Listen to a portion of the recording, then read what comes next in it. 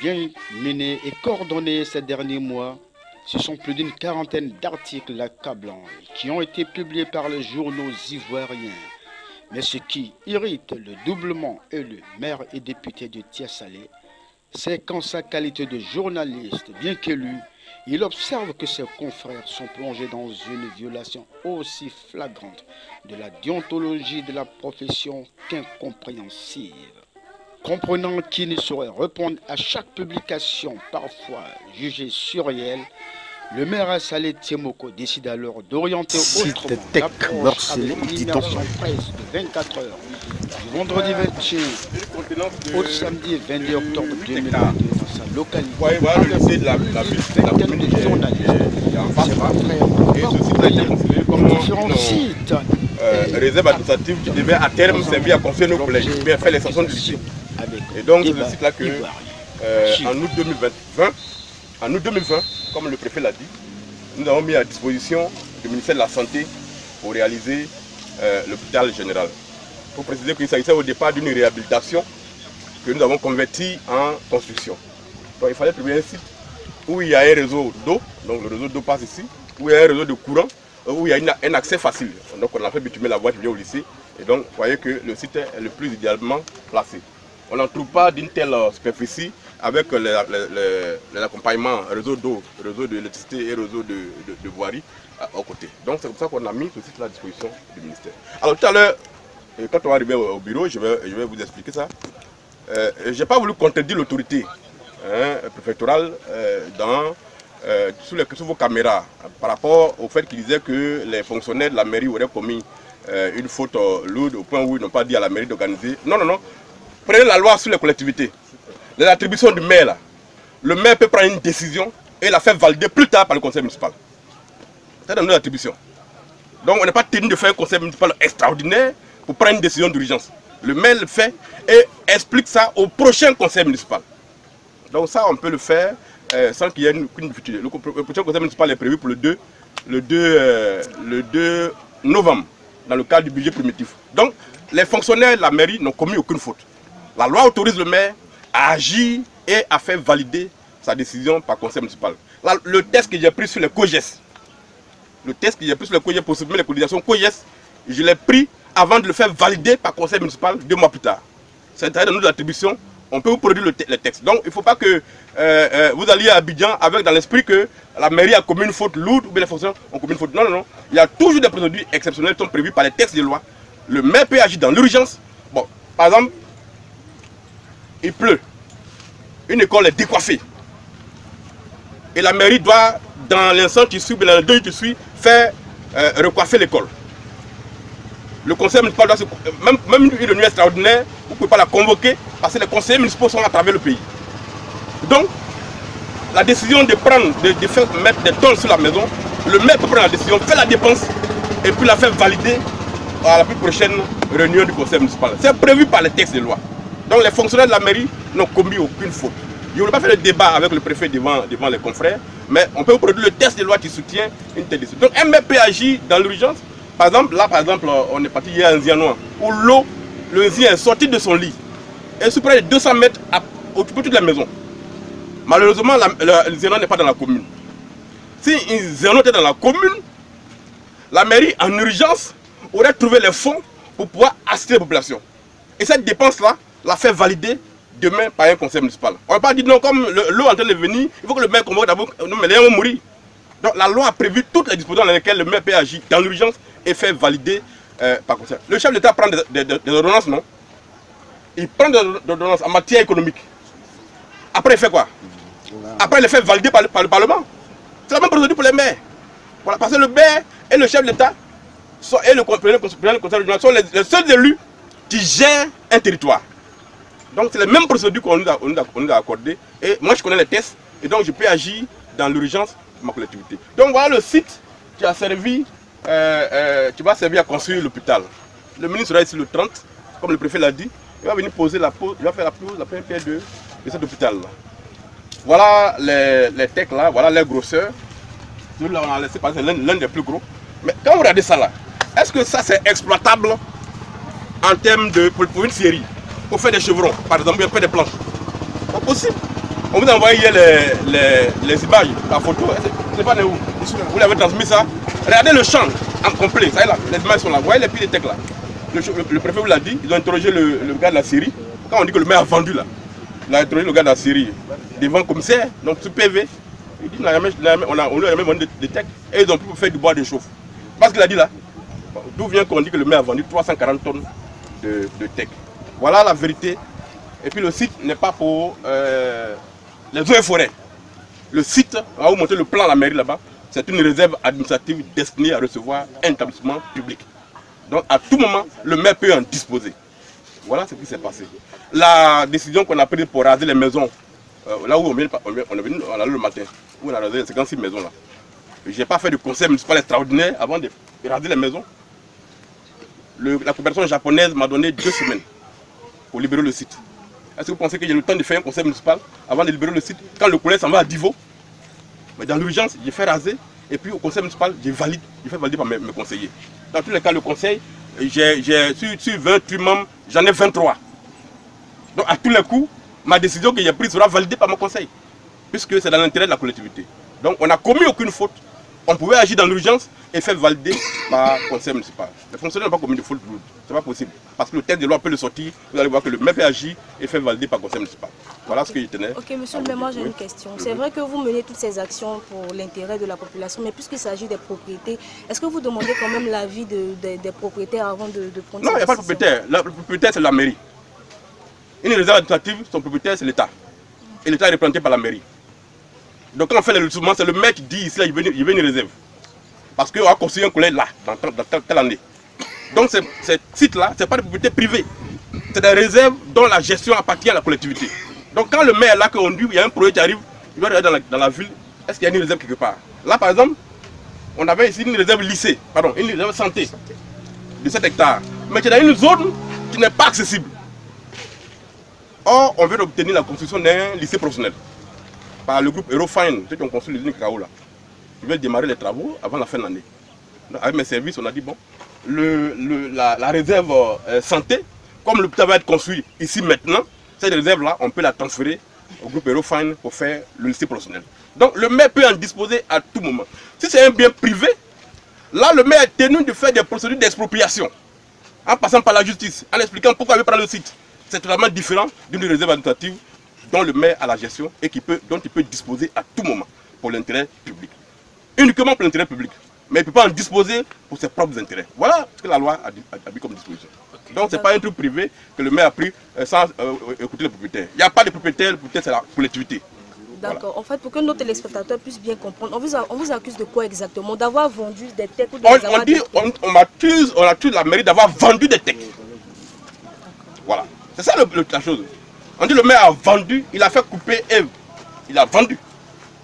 Or, il n'a pas vendu et il n'a pas détruit sans que les autorités des eaux et forêts ne soient informées. On va vous produire la preuve tout à l'heure à la mairie. Il y a eu un courrier officiel qui est envoyé au ministre des eaux et forêts dans lequel le maire dit normalement on doit vous informer et vous devez faire la procédure. Mais vu l'urgence, on va faire. Et le maire même prend l'engagement de faire reboiser un autre site hors de la commune avec le service des eaux et forêts. Mais ça, on le fait tous les jours. C'est prévu par les textes. Le maire est compétent aussi en matière environnementale. Donc, il peut disposer d'un site pour intérêt public et faire reconstruire le site ailleurs. Ça est dans les textes. Ouais, je ne peux pas agir en dehors des textes. Comme il monte un texte qui empêche le maire de disposer d'une réserve pour intérêt public. Ça n'existe pas.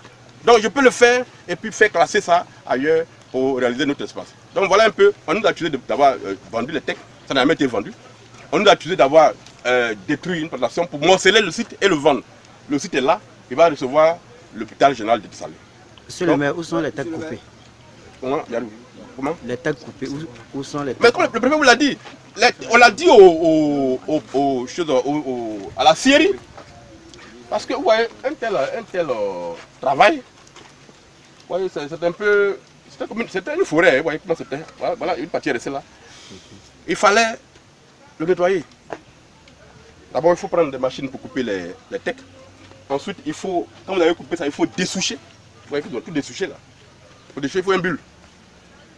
Après, il faut une chargeuse pour ramasser, décaper toute la terre, mettre dans des camions et aller les déposer en dehors de la ville à la décharge. Mais ça a un coût. Le carburant, en location de la machine, tous ceux qui vont couper les tecs, ceux qui vont faire les travaux, qui les payent? La mairie n'a pas de budget pour ça. Donc nous on a dit aux gars, on dit que vous n'avez pas besoin de tecs, donc vous pouvez prendre ça pour faire du bois de chauffe. Donc les tecs ont servi à faire du bois de chauffe. Le préfet vous l'a dit tout à l'heure. Ça veut dire qu'ils n'ont pas exploité. C'est des termes différents. Quand on parle de... J'ai vu que d'ailleurs on écrit que le maire a fait des stations produiseuses de bois de tecs. L'exploitation, c'est quand vous coupez les tecs, vous les mettez dans un camion, vous partez vendre. Là, le scieur, le propriétaire de la scierie est tenu par les textes d'enregistrer dans son registre l'origine des textes, qui est le vendeur, et tout ça pour que demain, s'il y a un contrôle, il puisse se justifier. Mais quand c'est pour faire du bois de chauffe, et même les autres ils connaissent ça, que c'est découpé en petits morceaux pour faire du bois de chauffe, ça là, c'est pas une activité commerciale. Donc les textes encadrent ça aussi. Voilà ce qui s'est passé. Et puis bah, en plus, vous voyez, c'est pas dans une forêt, on est en pleine ville là. Est-ce que vous pensez que le cantonnement des eaux et forêts n'était pas au courant de ce travail-là? Ils passaient sur tous les jours. S'ils avaient besoin de récupérer les textes, comme je l'ai lu dans un papier, on dit que les eaux et forêts voulaient prendre pour aller vendre aux anciens. Mais qu'est-ce qui les empêchait de venir prendre? La mairie n'est pas venue s'opposer à ce qu'ils prennent les textes pour aller vendre aux enchères. Voilà. Donc, nous, en tant que mairie, on n'a commis aucune faute. Et moi, je le dis, mon agissement, mon acte est encadré par les textes de loi. Une réserve administrative, la mairie peut en disposer quand elle le veut, pourvu que ce soit pour réaliser un projet d'intérêt public. C'est tout. Non, monsieur le maire, il y a eu compensation seulement avec la scierie. C'est-à-dire la scierie nettoie et elle récupère... Elle récupère pour faire son bois de chauffe, donc la mairie ne lui paye plus de l'argent. Voilà un peu ce qu'on a fait. La mairie ne lui paye plus de l'argent. Mais est-ce qu'il n'était pas été opportun de faire une compensation avec les autres qui ont travaillé quand même? Les autres vont dans la mairie pour payer ça? Non, ça ne se fait pas. Le traitement sera fait après quand ils vont commencer les travaux. Ça là, c'est de mettre le site nu pour le remettre au ministère. C'est totalement différent. Oui, mais il n'y a pas de maire, c'est comme ça. Vous donnez une forêt à quelqu'un pour construire une maison, vous lui donnez le terrain nu. Voilà un peu la chose. Parce que moi je vois qu'on dit non, c'est l'entreprise qui a eu le marché.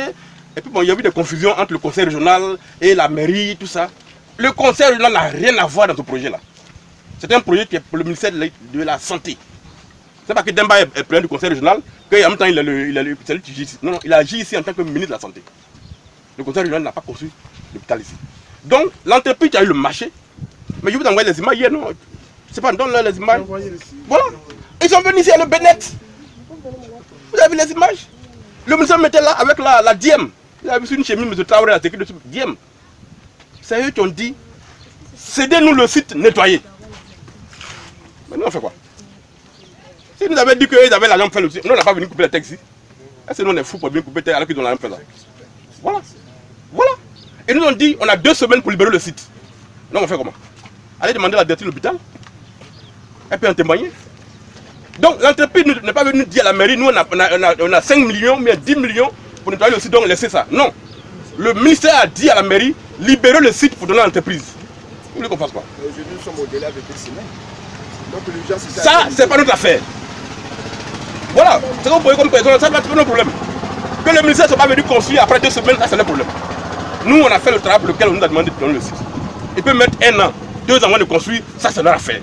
Mais nous on a donné le site. Tout à l'heure, le préfet vous a dit que c'est le 30 qu'ils vont venir faire la pause, la première pierre.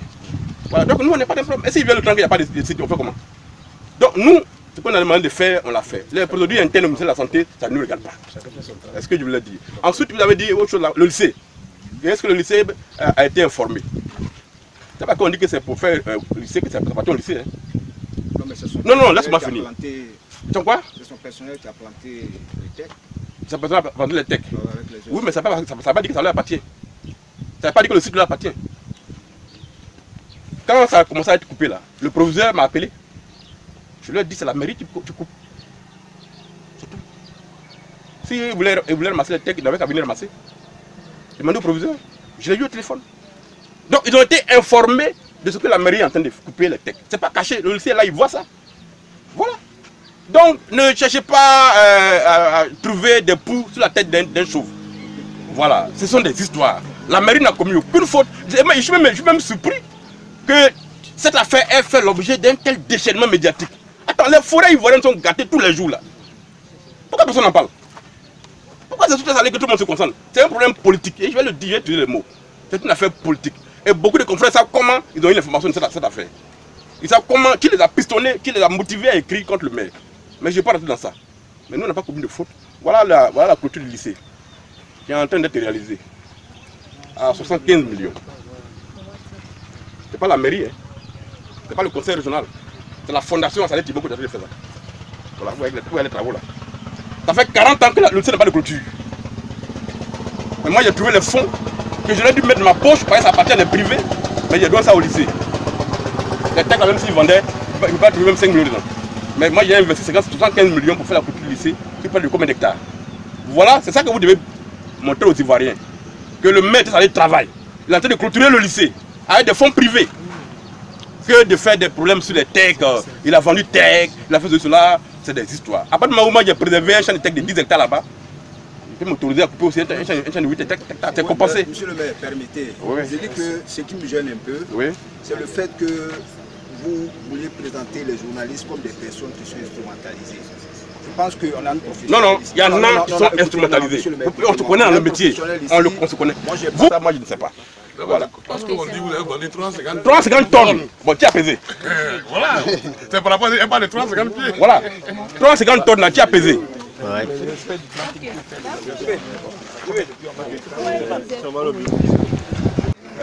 Au bout de combien de temps les pompes sont en panne, c'est pas réparé et le blé n'a plus de l'eau.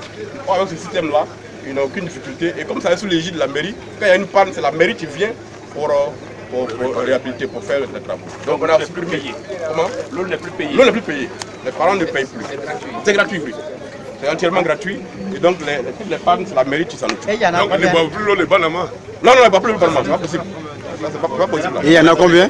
On en a réalisé comme ça 11 dans la commune, dans les villages. Il y a un programme qui arrive pour 2023 pour d'autres villages. On est en train de mettre ça même dans les quartiers de la ville. Comme ça, quand on coupe l'eau sur dessus, au moins ils ont de l'eau en permanence. On vient d'en faire une comme ça au quartier Nos-Dames, en pleine ville. Quand on coupe l'eau, ils ont l'eau, ils sont là pour prendre. Une estimation du coût d'une seule pompe? En fonction de la population, le coût est compris entre 9 millions et 16 millions. Ça par exemple c'est 9 millions. Voilà. Y compris le forage et l'équipement. Voilà. Donc avec le système solaire, c'est au moins 30 ans. Oui, les panneaux sont garantis pour 30 ans. Le campement, ça s'appelle Katomo. Katomo. K-A-T-O-M-O. Katomo. Donc on en a fait comme ça dans pratiquement tous les traitements de la commune. Et ça a vraiment facilité la vie aux populations.